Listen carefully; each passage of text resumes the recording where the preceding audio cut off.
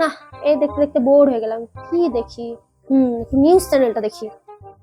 2025 সালের 5ই জুলাই জাপানের ঠিক নিচে ফিলিপাইন ও জাপানের মাঝে সমুদ্রতলে একটি ফাটল ধরবে এবং সেখান থেকেই সৃষ্টি হবে এক ভয়ঙ্কর ধ্বংসযজ্ঞ।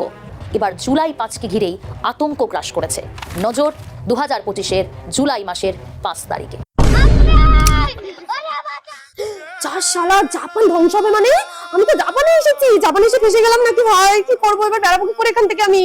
আমার ব্যাগ কোথায় গেল? আমার ব্যাগ এখন কি করবো রে? আমি কি করতে এলাম জাপানে? ভগবান আমাকে বাঁচাও, আমি এত তাড়াতাড়ি পটল টাকায় টিকিট কাটতে চাই না। এখান থেকে তাড়াতাড়ি পালাই বাবা।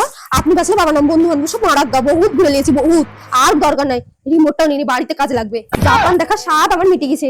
আর কোনোদিনও জাপানে আসবো না। ও আসবোই বা কি করে? জাপান তো ধ্বংস হয়ে যাবে, আর আসা হবে না। এখান থেকে পালাই, তাড়াতাড়ি পালাই। চিন্তাও লাগে না কেন রে? खत्म।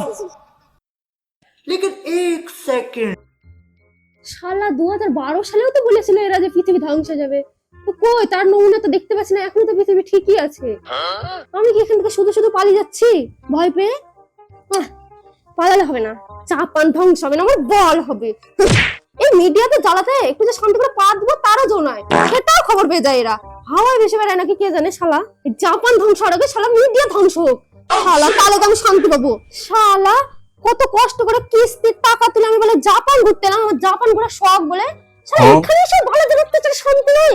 যাবো না আমি, এখানেই থাকবো, জাপানেই থাকবো। দেখছি কেমন জাপান ধ্বংস হচ্ছে।